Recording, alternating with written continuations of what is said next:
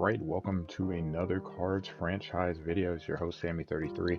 So, admittedly, we may have gone a little behind on this, but due to file loss or error, basically I lost the files to be able to take the highlights. I'm not able to go back before the Tiger series, even though I did play the Pittsburgh series after coming back from vacation, so that file was corrupted. I'm not sure what really happened there, but that's fine. We'll go ahead and go with the Tigers. So we're going to recap this 2-game series with the Tigers. We'll take a look around the league kind of to catch up on what's going on in terms of the standings, and also going forward, since we now are locked in for that Matt Carpenter and Albert Pujols sweepstakes that'll go towards, as we push towards MLB 21, we'll be keeping tabs on where they stand and officially unveil where everyone sits on that list, so we know who has what, who's rooting for and against what as we go forward to finish out the season. So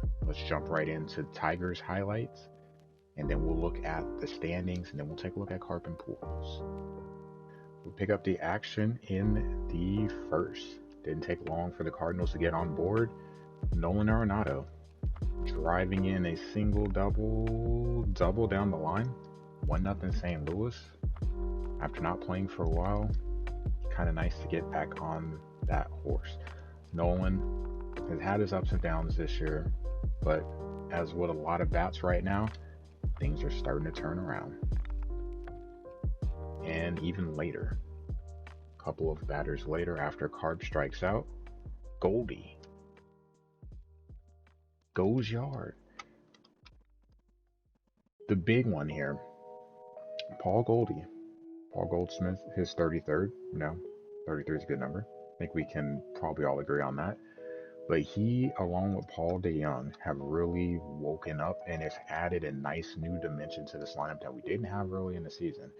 If you remember, both have been struggling mightily. Both were struggling to get above 200, and now both are heating up, and especially with that slugging number, they're getting hits and they're getting extra base hits, and it's doing a lot for this offense. But off of that, the Cardinals go up 3-0. Rodon had been pretty reliable. Not on that pitch. BR Goon, Johnny Scope, his 22nd of the season, and they cut into the lead. A 3-1 game for the Cardinals. Now, the thing that kind of stands out here is Rodon said he had been excellent for most of the season. He's starting to show some kinks in the armor. Don't like to see that, but it is what it is. Scope had 2 hits on the day. That was the only extra base hit, and boy was it.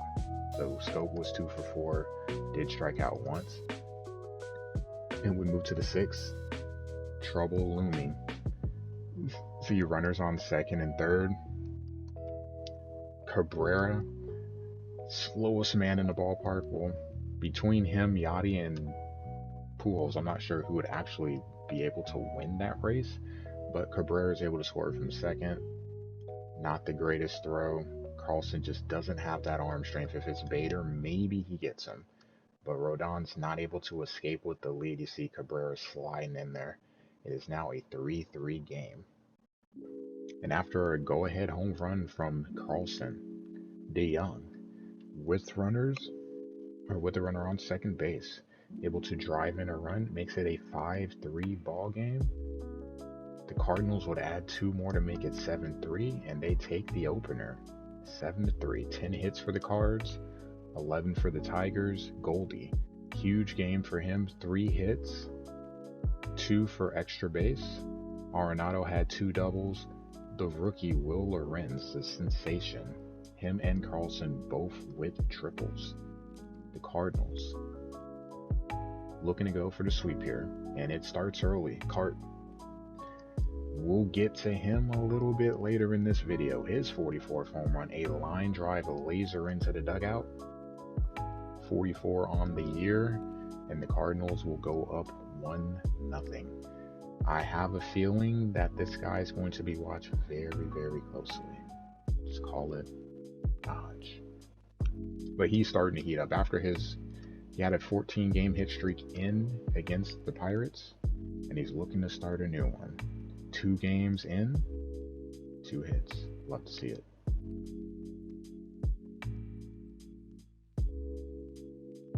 We'll take another look here. As most are, not a lot of majestic hits from him. A lot of them are of the line drive variety, so he's able to put it into the dugout. 1-0.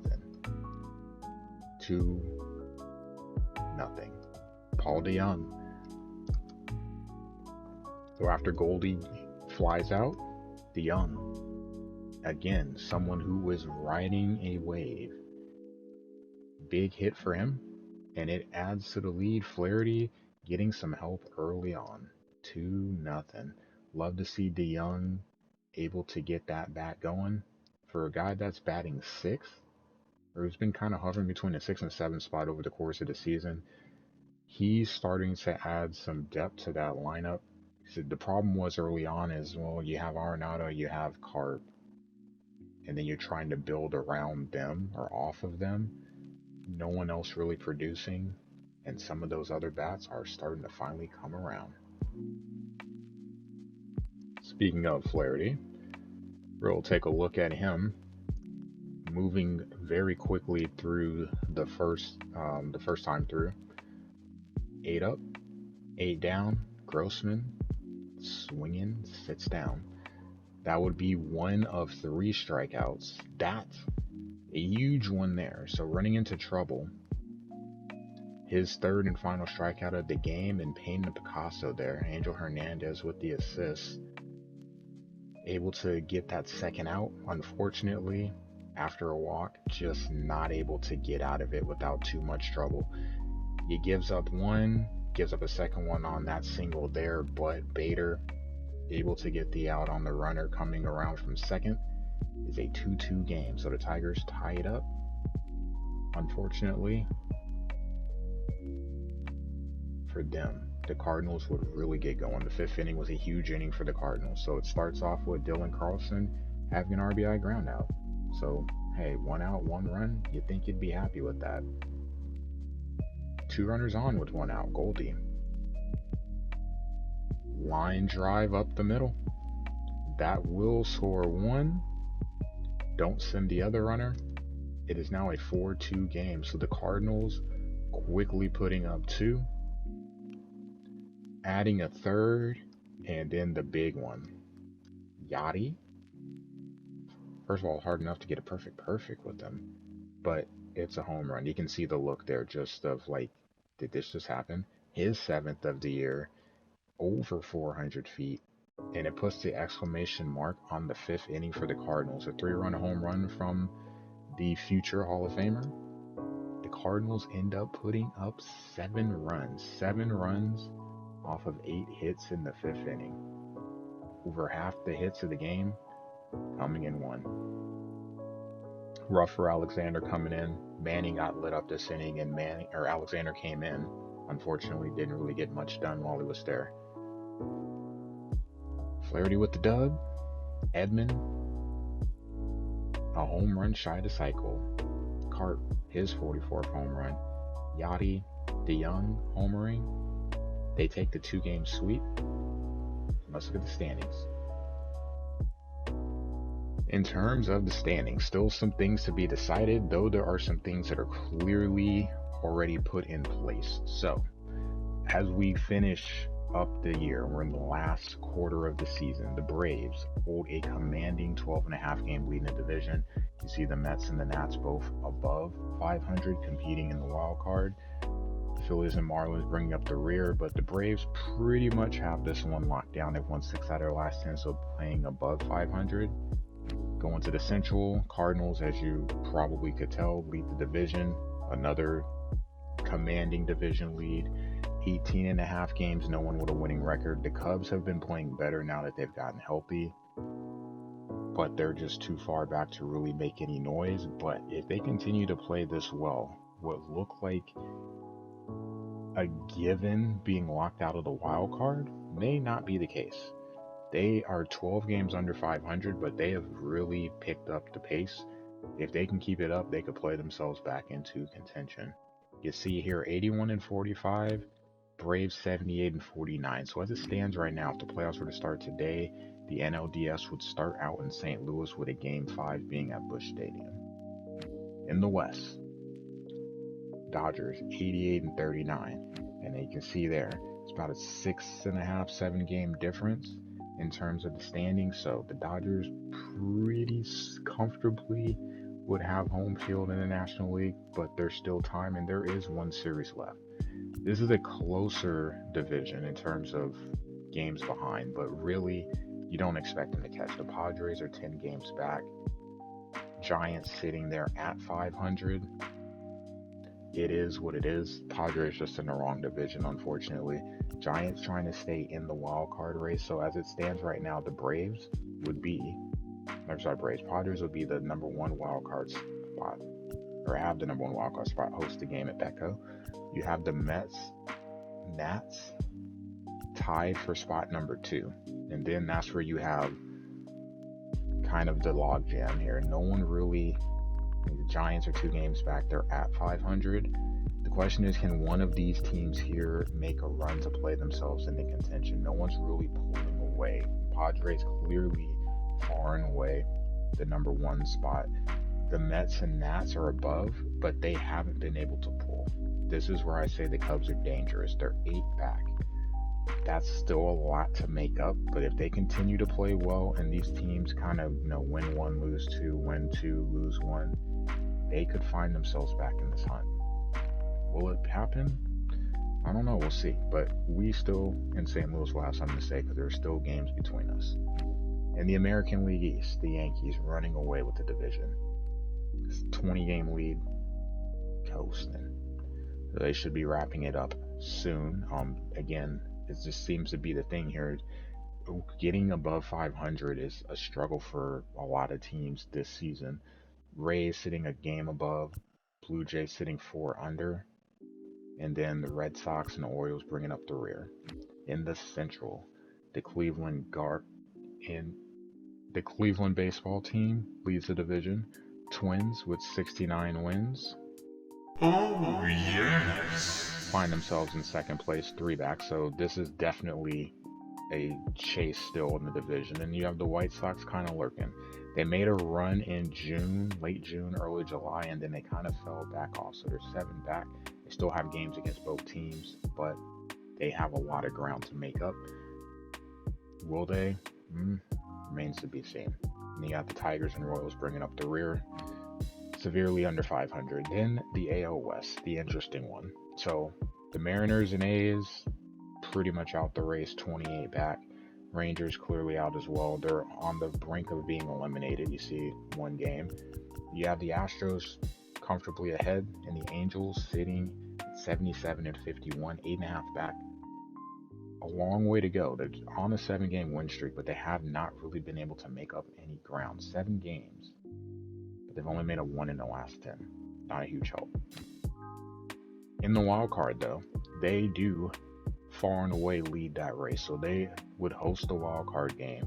The Twins, as it stands right now, would be the 2nd spot, and then you've got the White Sox and the Rays 4 back. They're the only teams above 500. So again, we're looking at probably just the Blue Jays in this one. Can they make a run late August, early September? Just knock off 4 in a row and see if you can shave some of that off. They will have games against the Rays, but it'll be tough to catch those other teams. They're going to need some help. But as it stands, that's how things look right now. So in the American League, the Astros and the Yankees. Astros have a 1-game lead over the Yankees for home field throughout. Cleveland is definitely going to be the road team going to either New York or Houston, depending on who wins that coveted number 1 spot. And then in the wild card picture, Angels clear front runners. Still going to try to catch the Astros. Can they? Remains to be seen, but we'll see. That said, let's take a look at Carp, what he has going on in this home run race, and let's officially look at that list. Here's where we get to some fun. So, We have two giveaways going on in this franchise. The first would be the Albert Pujols home run tracker. So he is at 20, 36 games ago. Remember, the winner of this giveaway will get a $25 gift card for the gaming system of their choice. Doesn't matter if you go over. This isn't Price is Right. Price is Right. Whoever is the closest. So, as you can see, Blue must have had a drink of Blue Moon or two as he was making his pick of 69. But you've got numbers ranging from 37 to 25. Pujols will still need to get some. Remember, it's the one who is the closest. So Pujols with 25 wouldn't be terrible. Flip side, go to Cart. He has 44, and he is clearly the one that is far more dangerous. So again, Blue with 69, but actually this is a legit guess. The other ones, we're going to have to see. You got numbers ranging from 65 to 48. Remember, Carp did get injured last season. So the bottom number one. Question is, can Carp stay hot? Get hot and stay hot. The same with Pujols. Carp's giveaway will be a $50 card. So MLB The Show, like 2/3 of the way paid off. We'll keep keeping track of this as we go on throughout the rest of the season. The Cardinals looking to go into Devils territory in Pittsburgh. PNC Park has been a house of horrors for the St. Louis Cardinals for MLB The Show. Why? I have absolutely no idea. But that's what's up next for St. Louis, a 4-game series at PNC as we near the end of August. This should theoretically put Pittsburgh out of the playoffs, or at least out the division race for sure. Keller, Miles Michaelis, so Rodon will not pitch. Actually, no, Flaherty will not pitch. Flaherty pitched the last game. So you will have Michaelis against Keller, Kim, your ERA leader in the National League, against Brubaker, Waino against Cody Ponce, and then Rodon against Chad Kuhl before they head to Cincinnati. And you expect fireworks in games tend to be high scoring in Great American. We all know the ball carries out there, so we'll see what happens, and we'll see what Carp and Pujols can do. That said, that will be it for this video. Thanks for watching. Make sure that you're subbed to the YouTube channel so you can be notified when the next episode drops, and we will be keeping tabs on Pujols and Carp from here on out so we know who is where. Many home runs ahead? Maybe not so many home runs ahead. We'll see. But Cardinals, Pittsburgh, let's see if we can get some wins and maybe add to that home run total as people start to sweat it out. Thanks for watching.